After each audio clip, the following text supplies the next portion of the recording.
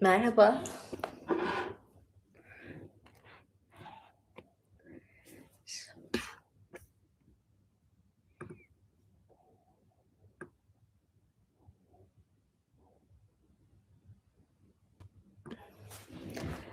Evet, nasılsınız?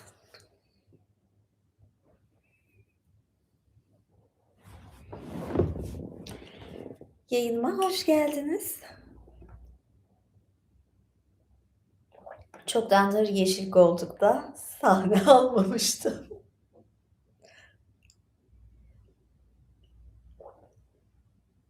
Sahne almak gibi geliyor bazen bu. Öyle diyorum. Nasılsınız? Umarım hepiniz iyisiniz ve hoş geldiniz.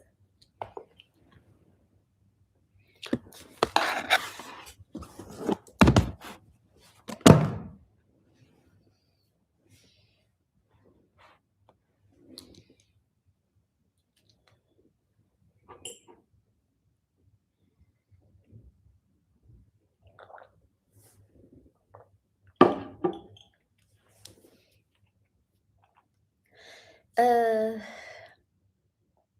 Hoş geldiniz. Thank you. Şöyle, bugün ne yapayım dedim. Fazla dağılmak istemedim. Ben geçen hafta Türk mitolojisinde kültler bu konuyu okumuştum ya, daha birkaç maddesi daha var. Dedim ben bu konuyu bitireyim. Sonra mesela Keltlerde de bu konu var. Yani belki sonra ben bunu daha farklı da yine, işlerim. Başka memleketlerin, başka kişilerin şeylerinden bahsederim belki. Şu çay gözükmesin. Bitki çayı içiyorum. O yüzden dedim buna devam edelim. Ne dersiniz? Güzel değil mi?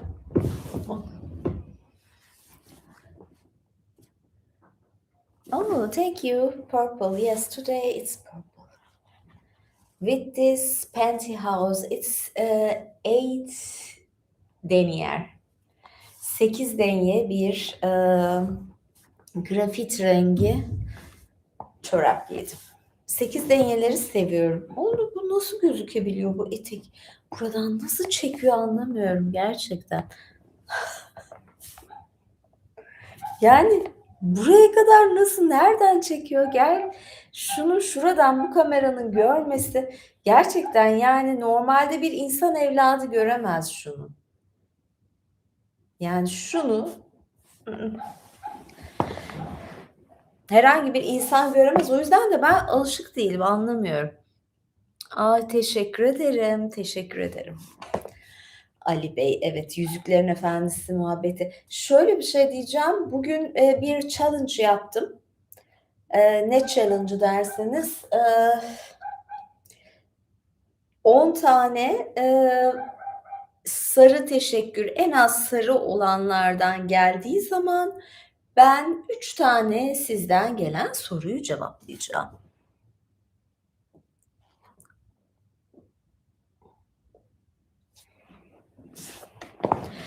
My Krigas, you can send me some color things, colorful things.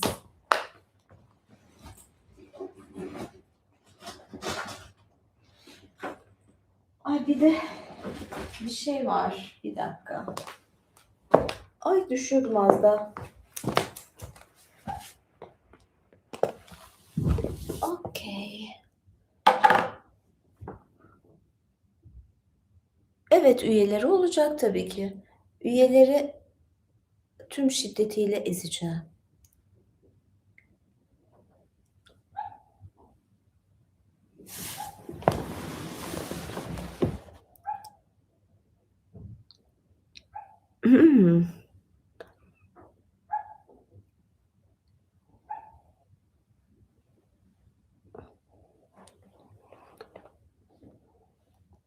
Böyle daha mı iyi?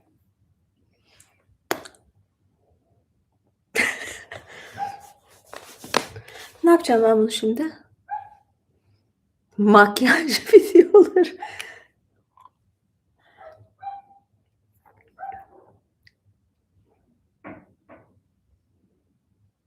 Bu kırmızı değil. Bordo pembe gibi bir. renk.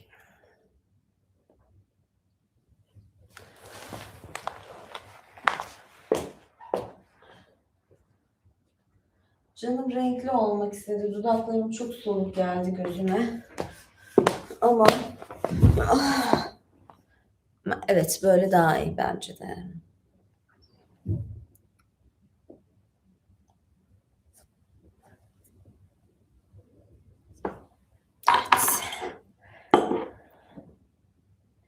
Evet, hedefi tutturun lütfen. Yani gerçekten neden olmasın? Bir hedefle sonra 3 soruyu gerçekten cevaplayacağım. Yani, "A, bu soruyu da cevaplamaz." diyeceğiniz soruları bile cevaplayabilirim yani. Öyle bir şey var. Kamerayı uzaklaştırabilir miyim? Yok, ben de aynı şeyi düşünüyordum. Şu çayı içeyim de bazen ama şey oluyor, ağzım kuruyor okuma yaparken. Evet, şimdi oldu. Bunu nasıl görüyor bu kamera?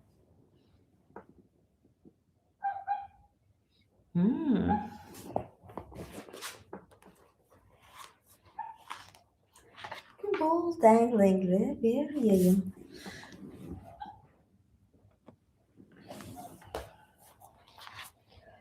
Şimdi geçen hafta ben ne okudum? Kısaca bir tekrarlayalım. Ders gibi çalışıyoruz bugün.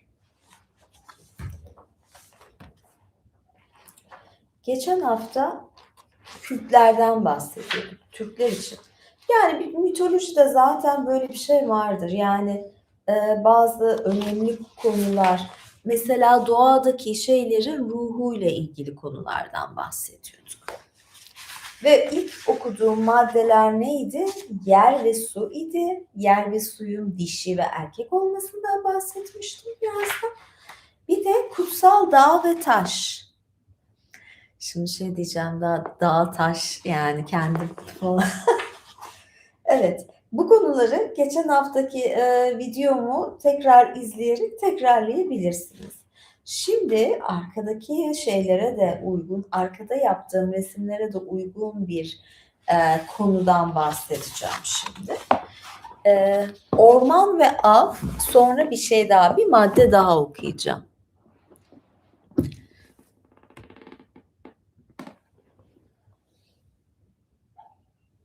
Ne garip şeyler olmak istiyorlar.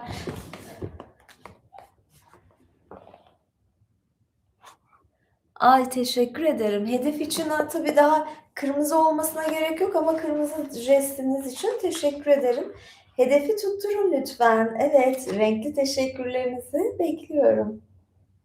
Yani başka şeyler de yapabilirim. Bakalım bu hafta mesela böyle bir şey olsun. Belki atıyorum ayakkabı çıkarma olur, başka bir şey olur, çorapsızlık, bir şeyler yaparız. Evet, başlıyorum. Ormanın ruhunun avcılarla alışverişi.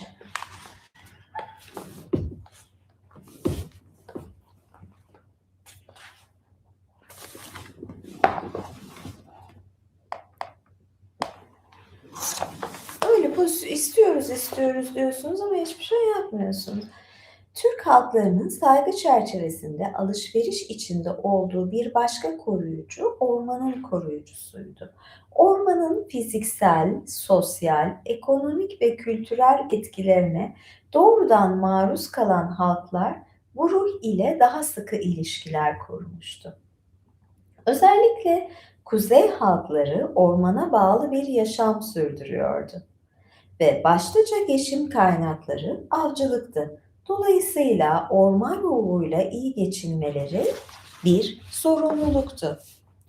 Orman, dağ, ağaç ve avcılık kültleri birbiriyle doğrudan ilgili kültlerdi. Özellikle kuzeyli halklardan Altaylar, Hakaslar, Şorlar ve Tuvalar için bu unsurlar çok önemliydi. Çünkü yaşadıkları yerler, dağlar, ormanlar, geçim kaynakları, ormanın onlara verdikleri ve özellikle avcılıktı. Çünkü yaşadıkları yerler, dağlar, ormanlar, geçim kaynakları da ormanın onlara verdikleri, özellikle de avcılıktı.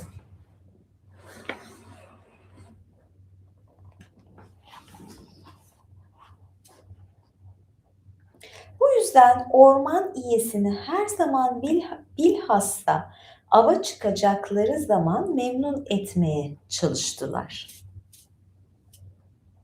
Orman iyesi Bayanay masallar, destanlar dinlemeye, insanların ona hikayeler anlatmasına bayılırdı. Avcılar ava giderken yanlarına bir de anlatıcı götürürlerdi ki Bay Bayanayı mutlu edebilsinler ve karşılığında bolca av alabilsinler. Bay bir saygı ifadesiydi ve anlatılarda sıklıkla kullanılırdı. Bay Ülgen, Bay Bayanay, Bay Kayın, Bay Terek gibi. Evet, böyle Bay Ülgen de zaten onların mitolojik değil zaten şeydi. Şöyle rahatsız etme modunu alayım ki sessiz olsun. Evet.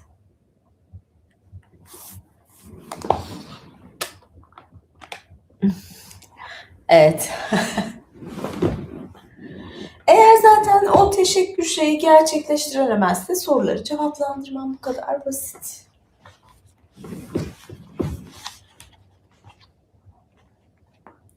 Orman iyesi aynı zamanda çok da seçiciydi. Öyle herkesin kendisine masal anlatmasını istemezdi. Anlatacak özel kişiyi önceden bilir, ona şamanik özellikler aktarırdı. Anlatıcı olacağını bazen seçtiği kişinin rüyasına girerek, bazen de sezgisel yollarla iletirdi. Hatta bu rüyalarda anlatıcı adayına dinlemek istediği destanları bile öğretirdi. Kuzeyli halklar için orman, dağ ve av elbette birbirinden ayrı düşünülemezdi. Bazı kaynaklarda orman ruhunun av ile ilişkisinin bir benzerinin dağ ruhuyla da kurulduğu söylenir. Fakat bu anlatılarda avcıyla av konusunda pazarlık eden bir dağ ruhudur ve kadın olarak tasavvur edilmiştir. Şöyle tekrar yapacağım. Avcıyla av konusunda pazarlık eden bir dağ ruhudur ve kadın olarak tasavvur edilmiştir. Ay evet, şu bunun için yarın.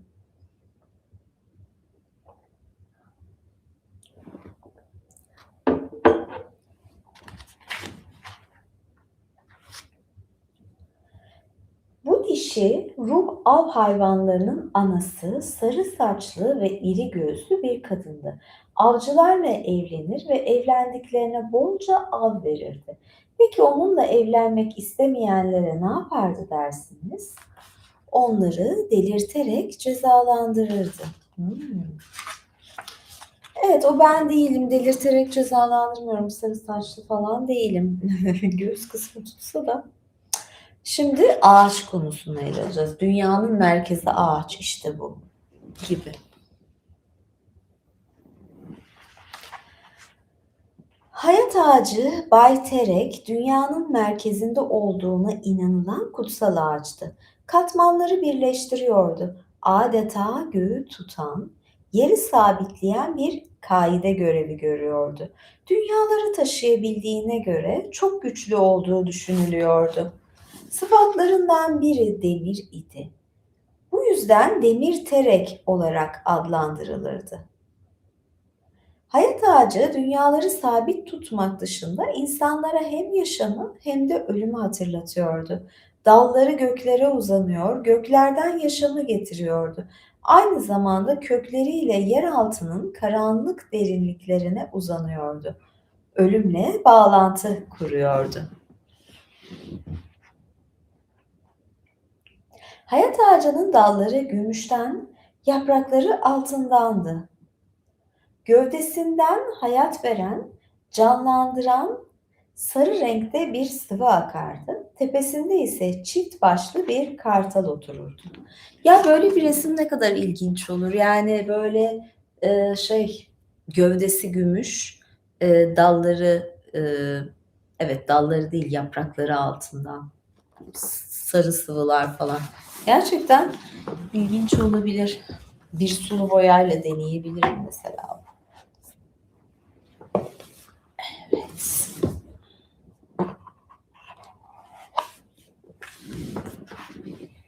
Devam ediyorum. Ağaç Türklerin en eski kutsallarından biriydi. Yaratılış anlatılarının en eskisinin ağaçla ilgili olduğu düşünülüyordu. İlk kişi Erli'nin ihanetinden sonra yeniden insan yaratmaya karar verdiğinde Tanrı bir ağaca başvurdu ve ağacın 9 dalından insanı yarattı. Böylece insan Tanrı'nın emriyle ve ağaç vasıtasıyla var oldu. İnsan bu kadim bağlantıyı nasıl unutabilirdi? Ezilmek isteyen biri varmış.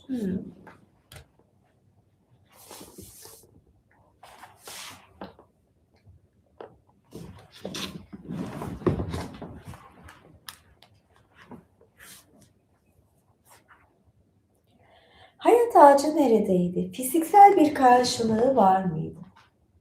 Elbette bu ağaçta inanış sistemleri içindeki pek çok unsur gibi öte bir dünyada var olduğu kabul edilen soyut bir varlıktı. En azından insanın ulaşamayacağı bir yerde olduğuna inanılıyordu. Diğer katmanlarda yaşayan tanrılar, onların kutsal mekanları, Altın Dağ, Ülge'nin kapısında bekleyen bekçiler, kutup yıldızına bağlanmış atlar, işte hayat ağacı insanın erişemeyeceği ancak hayal edebileceği bu resmin bir parçasıydı. Onu yalnızca şamanlar ve hükümdarlar görebilirdi. Bir de bazı insanlar belki rüyalarında görebilirdi. Altın yapraklı mübarek kayın, 8 gölgeli mukaddes kayın, 9 köklü altın yapraklı bay kayın.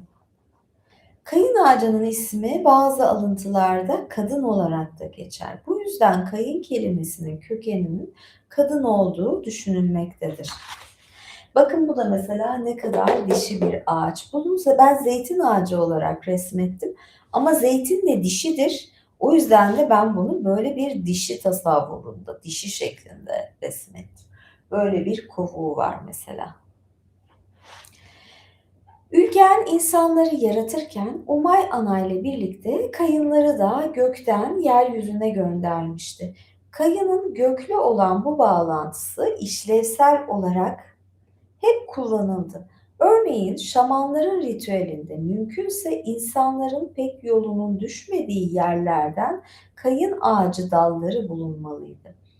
Kurban ritüeli için en uygun ortam yine insanlardan biraz uzaktaki bir ağaçlık alandı.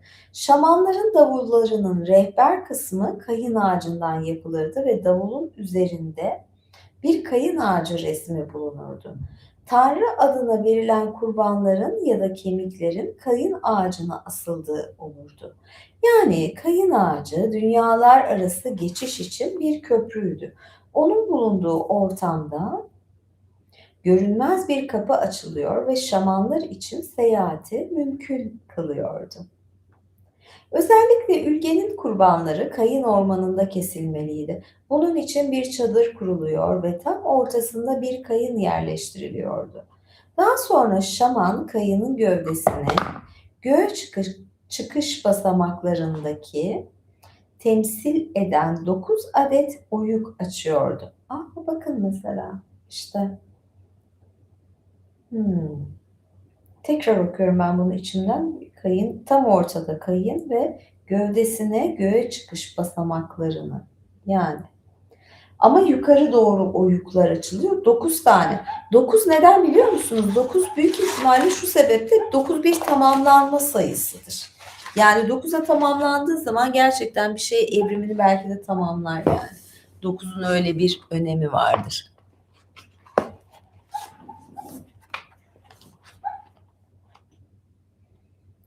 Ardından hayvan kurban ediliyor, pişiriliyor ve yine kayınların üzerine konuluyordu. Kurbanın kabul olması için şaman şu duayı okuyordu. Ayın temiz ışığında, güneşin parlak ışığında, eski yılı geçince yeni yılı Yalnız burasını tekrar okuyacağım. Yeni yılı gelince diye bir şey yok. Saçma olmuş ama.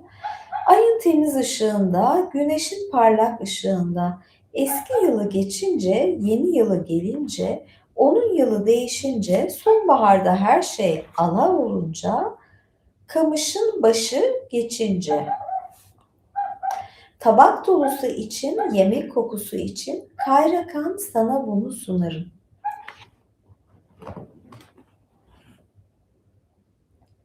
Bir derlemede çok şaşırtıcı bir anlatı yer almaktadır. Bu anlatıya göre Türklerin yaşadıkları bölgelerde onlardan önce yaşayan ve şimdiki Finlerin atası olan Çudlar yaşamaktaydı. Birden bu bölgede kayın ağaçları belirmeye başladı. Çudlar bu olay karşısında hayretler içinde kaldılar. Bunun bunun ilahi bir işaret olduğunu düşündüler. Ya da şöyle diyelim, bunu ilahi bir işaret olarak kabul ettiler. Çünkü yazım yanlışları görüyorum. Kendilerini öldürmek için adeta bir düzenek hazırladılar. Taşlardan, kayalardan bir çadır yaptılar. Bir direkle de bu çadırı desteklediler. Ardından üzeri taşla dolu çadırın altına girip direği kestiler. Taşların altında kalarak kendilerini öldürdüler. Onlardan geriye taşların oluşturduğu tümsekler kaldı. Daha sonra buraya yerleşen Altay halkı bu tümseklerin yok olmuş ya da bölgeyi terk etmiş halkların mezarları olduğunu bildi diyeyim. Böyle biliyor. Bakın bu da çok ilginç. Yani ağaç beliriyor diye niçin orayı terk ediyorlar ve intihar ediyorlar? Bu ilginç. Ama şu da vardır. Cenaze geleneklerinde hani mezarlara taş koyarlar.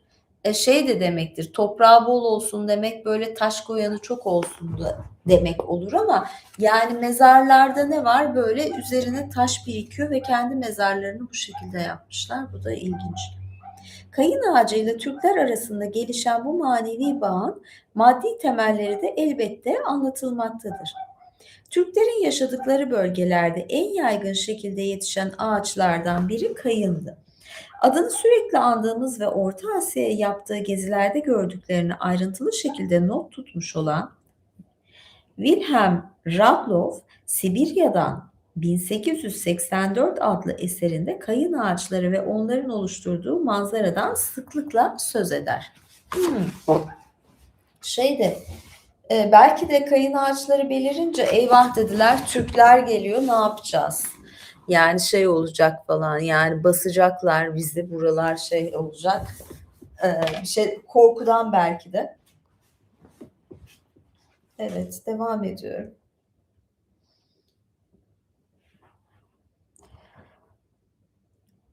Katunya yönünde muhteşem bir manzara ile karşılaştık. Geniş nehir beyazımsı suyu ile taze yeşil çayırlıklar içerisinden akıyor. Sahillerinde ara sıra gümüş şerit gibi küçük kollarla bürünen türlü türlü söğüt korulukları ve kayın ormanları sıralanıyordu. Ufukta koyu mavi bulut gibi güneye doğru sıra sıra yükselen Altay dağları gözüküyordu. Bulundukları bu yerdeki ağaç Türklere pek çok konuda yardımcı olmuştu. Kayın ağacının kabuğu bütün bir şekilde çıkarılabiliyordu. Bu da ilkel zamanlardan bu yana insana doğal bir barınak kaynağı olmuştu. İşlenip başka işlevsel aletlere dönüşebiliyordu. Dalları da bir o kadar esnekti. Esnek kısmından yay, dalsız budaklarından ok yapılıyordu. Demek o kadar çeşitliliği de var, esnek ve esnek olmayan. Kayın ağacının gövdesi de mucizeydi. Çizildiğinde bu küçük yarıktan tıpkı anne sütü gibi besleyici bir süt akıyordu. Ha. Bu süt hem besliyor hem tedavi ediyordu. Kayın ağacı Türklerin hatta ilk insanın ortaya çıkışından beri etraflarındaydı. Elbette onu doğumlarından beri yanında gördükleri, kendilerini besleyen, koruyan bir anneye benzeteceklerdi. Çam, ardıç, kavak ve diğerleri. Kayın ağacının yanında Türkler başka ağaçları da önemli görüyordu. Hepsinin farklı bir hikayesi, farklı bir kutsiyeti vardı. Örneğin ardıç ağacının meyvelerinden şifa buluyorlardı ya da kavak o kadar yükseğe uzanıyordu ki onun bu hali bulunduğu bölgeye iyiliklerin geleceğinin işaretiydi. Göklere uzanan kutsal ağacın çam olduğu düşüncesi de oldukça yaygındı. Ülkene uzandığı söylenen o ağaç yaz kış yeşil kalması ve büyümeye devam etmesiyle olsa olsa çam olurdu. Tıpkı kayın gibi çam ağacının da ezelden beri var olduğuna dair söylenceler vardı. Tanrı Kızılçam denilen türü erkeğin, fıstık çamı denilen türü de kadının temsilcisi olarak yaratmıştı. Hmm. Fıstık çamı, neden fıstık çamı kadın? Neden kızılçam erkek? Hmm. Meyvesi var diye mi acaba fıstık çamı? Bazı kültürlerde de Noel ile özdeşleşen çam ağacının Türk mitolojisinde de bir karşılığı vardır. Ünlü Sümerolog Muazzez İlmiye Çığ, çam ağacı süsleme geleneğinin Türklerden Avrupa'ya geçtiği savını dile getirmiştir. Türklerin ağaçlarla olan ilişkisi,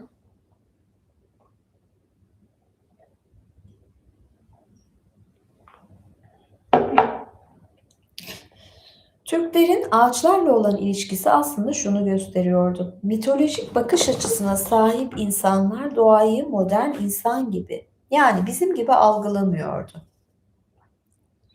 Doğanın bir parçası olmaya günümüz insanından daha çok yakındılar.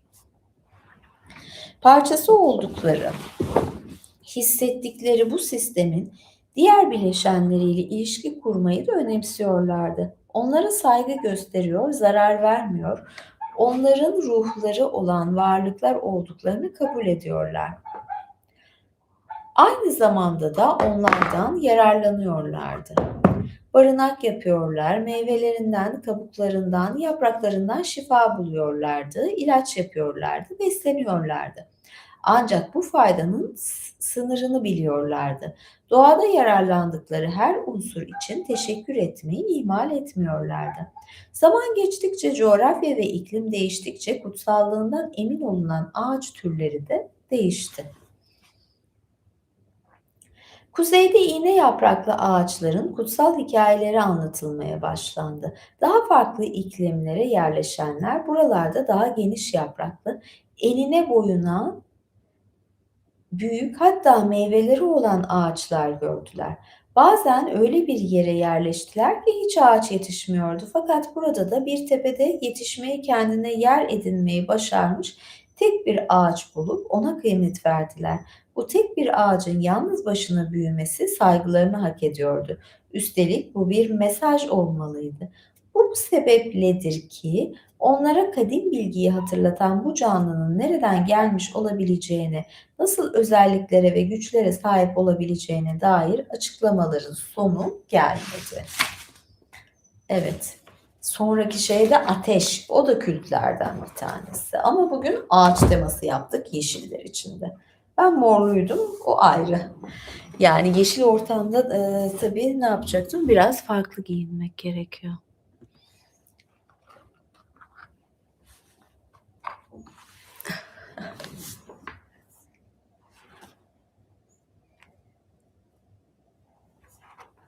Hmm.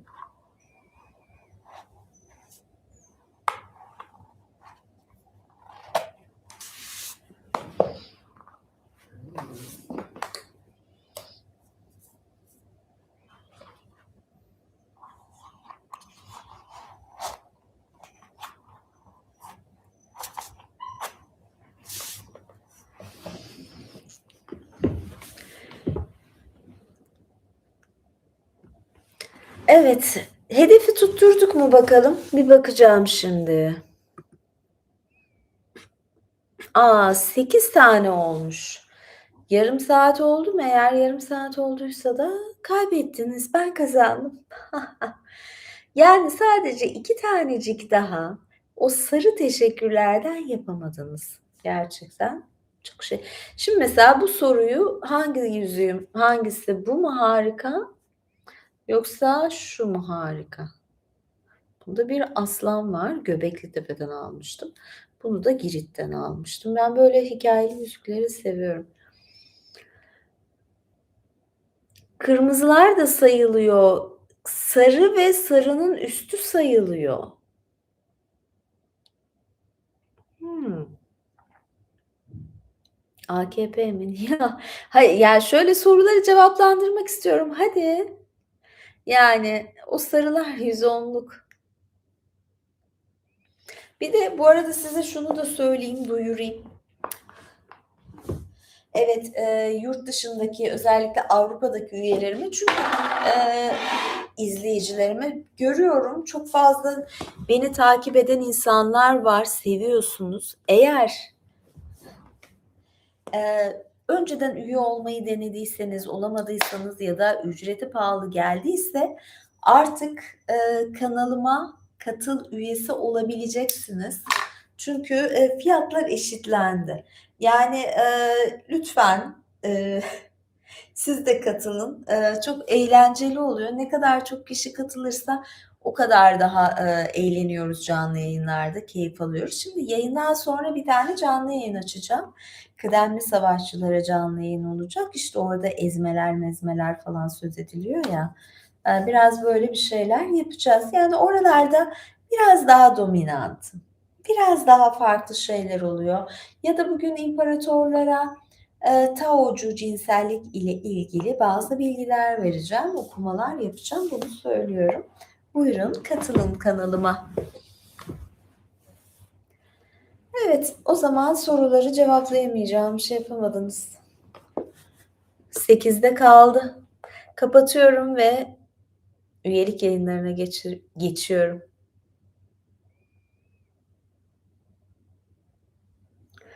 Tapınılmamın mı? Şöyle bir şey, artık tabii daha bir tecrübem var ama yani ben bunları 16 yaşından beri biliyorum. Bazı şeylere 16 yaşından beri alışığım.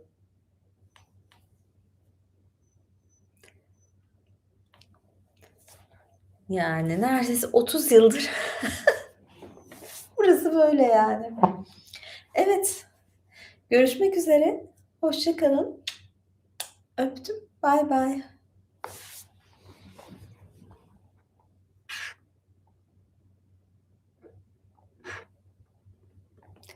Bu soruları cevaplandırmamı istiyorduysanız tamamlasaydınız.